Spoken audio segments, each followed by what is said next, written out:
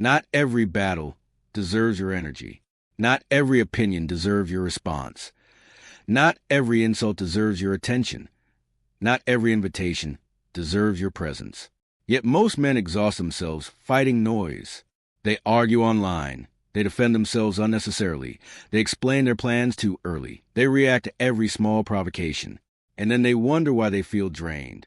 Peace is not rare because life is loud. Peace is rare because discipline is rare. Stoicism teaches a powerful truth. If you cannot protect your peace, you cannot build your life. Marcus Aurelius ruled an empire under constant pressure.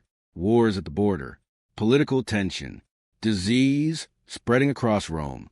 Yet in his private writings, he reminded himself not to be disturbed by trivial matters. He understood something modern men forget. Energy is limited. Where you place it determines who you become. If you spend your energy proving yourself, you weaken yourself. If you spend your energy arguing, you shrink your focus. If you spend your energy reacting, you lose direction. Peace is not passive. It is protected. Let's begin with the first lesson. Lesson 1. Not everything requires a response. The weak man feels a need to respond to everything. A comment online, a sarcastic remark, a rumor, a disagreement. He thinks silence means losing. But silence is often dominance. Epictetus said, "If someone speaks ill of you, do not defend yourself against the accusations, but reply, 'He must not know about my other faults, or he would not have mentioned only these.'" That is control. That is perspective. When you respond emotionally, you give the other person control over your state. When you remain silent, you keep control. Most arguments are ego battles. Two people fighting to feel superior. Ask yourself, does this argument improve my life? Does this response build my future? Or is it feeding pride? If it feeds pride, it drains peace. Silence is not weakness. It is selective engagement. Powerful men do not waste words. They observe. They analyze. They move strategically. The moment you stop reacting to every trigger, you gain leverage. Lesson 2. Protect your mental space. Your mind is not a public arena. Yet many treat it like one. They allow random opinions to enter. They allow gossip to linger. They allow criticism to replay endlessly. Peace requires boundaries. Not just physical boundaries. Mental boundaries. Marcus Aurelius wrote, "You have power over your mind, not outside events." If that is true, then guarding your thoughts is your responsibility. Not every opinion deserves space in your mind. Not every criticism deserves replay. Some words are meant to pass through you, not stay inside you. Ask yourself, why am I still thinking about this? Is this thought productive? Is this helping me improve? Or is it just disturbing me? The disciplined man filters what he consumes. He is careful about who he listens to, what he watches, what conversations he engages in, because environment influences emotion. If you surround yourself with chaos, your mind absorbs chaos. If you surround yourself with negativity, your mood reflects negativity. Protecting your peace requires reducing exposure to unnecessary noise. That may mean fewer conversations, fewer debates, fewer online interactions. It may mean walking away without explanation. You do not owe access to your energy. Lesson 3. Focus on self-improvement, not self-defense. Most men spend more time defending their image than improving their character. They argue to appear smart. They post to appear successful. They explain to appear right. But appearance is fragile. Character is stable. When you focus on improvement, criticism loses power. If someone calls you undisciplined, become disciplined. If someone doubts your focus, sharpen it. If someone questions your strength, build it. Improvement is the strongest reply. Seneca wrote that we suffer more in imagination than reality. Often, the insult hurts not because it is true, but because it touches insecurity. Instead of defending insecurity, eliminate it. Work in silence. Grow in silence. Let results speak.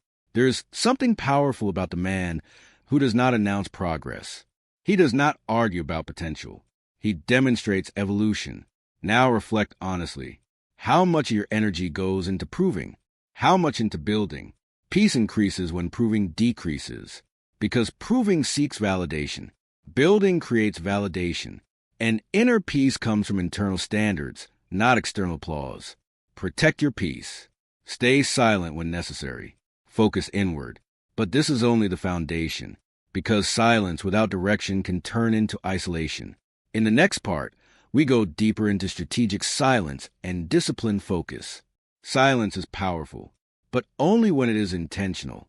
Some men are silent because they are insecure. Others are silent because they are strategic. The difference is internal strength. Strategic silence is chosen. It is controlled. It is disciplined. And it creates focus. Let's continue. Lesson 4.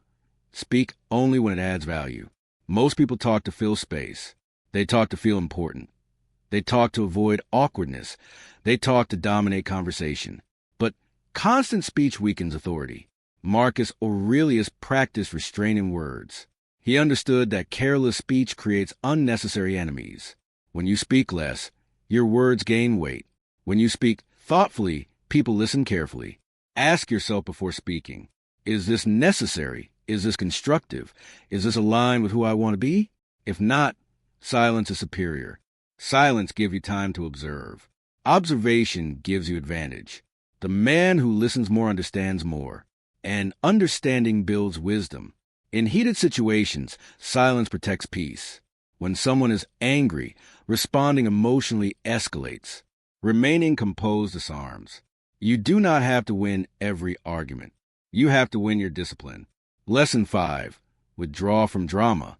Drama is addictive. It creates adrenaline. IT creates intensity. IT creates temporary excitement. But it destroys peace. Drama often appears disguised as importance. You need to know what they said. Did you hear what happened? You won't believe this. Most of it is irrelevant to your growth. Yet many men allow it to consume mental space. The Stoic avoids unnecessary emotional entanglement. He asks, does this affect my responsibilities? Does this impact my goals? Is this worth my energy? If not, he withdraws. You cannot focus deeply while participating in chaos. Focus requires simplicity. Simplicity requires boundaries. Boundaries require discipline. You may lose access to certain circles. You may seem distant, but you will gain clarity. And clarity produces progress. Lesson 6. Guard your time like it is limited, because it is. Time wasted on noise cannot be reclaimed. Every hour spent arguing online is an hour not invested in growth. Every evening spent complaining is an evening not building. Marcus Aurelius constantly reminded himself of mortality, not to create fear, but to create urgency. Life is shorter than you assume. When you remember that, you stop wasting it on trivial matters. Protecting your peace includes protecting your schedule.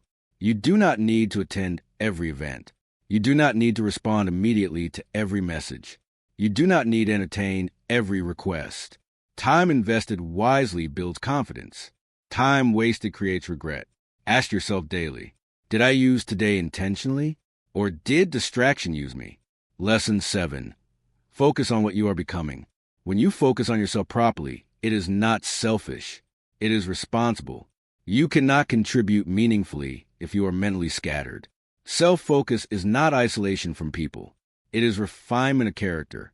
Instead of obsessing over others' progress, refine your own. Instead of comparing achievements, sharpen your discipline. Comparison steals focus. Focus builds mastery. Epictetus taught that your attention should be directed toward your own improvement, not others' opinions. When you focus inward, peace increases. Why? Because you stop measuring your worth externally. External validation is unstable. Internal standards are steady. Ask yourself, am I improving? Am I becoming more disciplined? Am I more controlled than last year? That is productive measurement. Peace grows when progress becomes your metric, not popularity, not applause. Now understand something important.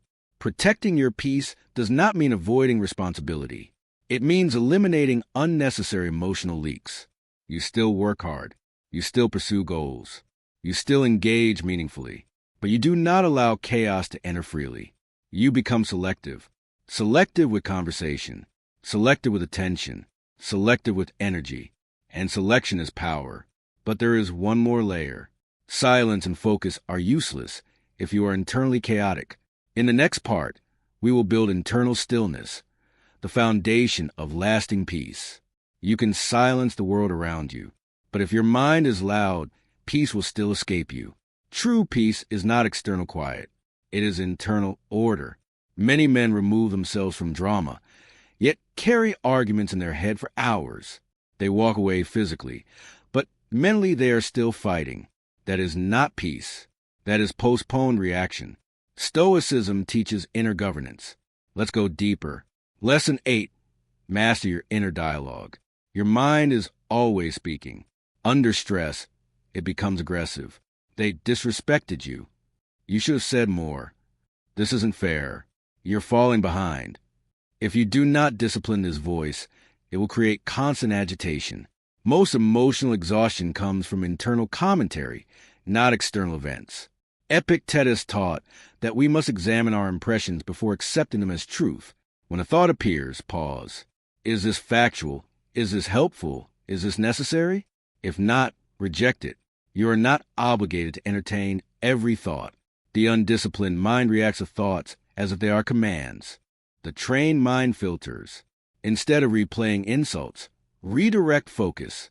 Instead of magnifying mistakes, extract lessons. Instead of dramatizing setbacks, simplify them. This creates mental stillness. Stillness is strength. Lesson 9. Detach from a need to be understood. One of the greatest sources of frustration is a desire to be understood by everyone. You want people to see your intentions, to acknowledge your effort, to appreciate your perspective, but not everyone will. And chasing universal understanding destroys peace. Marcus Aurelius reminded himself that other people act according to their perceptions. You cannot control how they interpret you. You can only control how you behave. The moment you stop trying to convince everyone, you feel lighter. You stop over-explaining. You stop defending constantly. You stop exhausting yourself trying to correct every misconception. Not everyone deserves access to your reasoning. Some people will misunderstand you. Let them. Peace increases when validation decreases. Lesson 10. Accept that not everyone is meant to stay. Sometimes protecting your peace requires distance. Not because you hate someone, but because their energy disturbs your stability. Certain relationships revolve around conflict. Certain friendships revolve around gossip. Certain environments revolve around negativity. If you remain in them, you absorb them. The Stoic understands that environment influences character. You must choose proximity wisely. That may mean fewer people, fewer conversations, fewer attachments, but deeper stability, quality over quantity. It is better to have fewer influences that elevate you than many that distract you. Peace requires courage. Courage to say no. Courage to walk away. Courage to prioritize growth over comfort. Now reflect. Where does your inner chaos come from? Unresolved anger? Uncontrolled comparison? Unfiltered thoughts? Unhealthy relationships? Peace is not accidental. It is constructed, brick by brick, choice by choice, reaction by reaction. But there is one final principle that anchors everything. It is perspective. Without perspective, minor issues feel major. With perspective, even major issues feel manageable. And in the final part, we will anchor your peace in something deeper than circumstance. Peace is fragile when it depends on circumstances. If everything must go right for you to remain calm, your calmness is temporary. Stoicism offers something stronger: perspective. Perspective is the anchor that keeps you steady when life shifts. Let's finish. Lesson 11. Remember how small most problems are. Under pressure, your mind magnifies issues. A criticism feels like humiliation, that a setback feels like catastrophe, that a disagreement feels like betrayal. But step back. Ask yourself, will this matter in a year, in 5 years, at the end of my life? Most conflicts lose intensity when viewed from distance. Marcus Aurelius often reflected on how brief life is, how temporary circumstances are, how small individual events appear when seen from a broader lens. This perspective reduces emotional exaggeration. Instead of reacting as if everything is urgent and catastrophic, you remain measured. You handle what matters. You release what doesn't. Perspective shrinks ego. And ego is often what gets disturbed. Lesson 12. Define your peace by your standards, not the world's. The world defines success loudly. Status, money, recognition, visibility. If you measure your peace by these, it will fluctuate constantly because these fluctuate. Stoicism defines success differently. Did you act with integrity? Did you remain disciplined? Did you respond with composure? Did you stay aligned with your values? These are internal standards, and internal standards are stable. When your peace depends on your own conduct, not others' reactions, you become grounded. You cannot control applause, but you control effort. You cannot control praise, but you control character. The man who bases peace on character cannot be easily shaken. Now look at the full picture. Not everything requires response. Protect your mental space. Focus on improvement, not defense. Speak with intention. Withdraw from drama. Guard your time. Refine yourself consistently. Master your inner dialogue. Detach from validation. Choose environment wisely. Adopt broader perspective. Anchor peace in personal standards. These are not tactics. They are disciplines. Disciplines practiced daily. Peace is not weakness. It is selective strength. When others are loud, you are measured. When others argue, you observe. When others chase attention, you build quietly. This is not passivity. It is power, because the man who controls himself controls his direction, and direction determines destiny. Protecting your peace does not mean ignoring life. It means engaging intentionally. Staying silent does not mean being timid. It means being disciplined. Focusing on yourself does not mean neglecting others. It means strengthening your foundation so you can contribute meaningfully. In a world addicted to noise, calm is rare. In a world obsessed with reaction, restraint is powerful. In a world chasing validation, self-mastery stands out. When you protect your peace, you preserve your energy. When you stay silent strategically, you preserve your influence. When you focus on yourself consistently, you preserve your growth. And over time, something powerful happens. You stop being easily disturbed. You stop being easily provoked. You stop being easily distracted. You become steady. And steady men build strong lives. Life will still challenge you. People will still misunderstand you. Noise will still exist. But you will not be ruled by it, because you chose discipline over impulse, clarity over chaos, growth over gossip, silence over unnecessary argument, and peace over pride. That choice, repeated daily, transforms not just your emotional state, but your entire trajectory.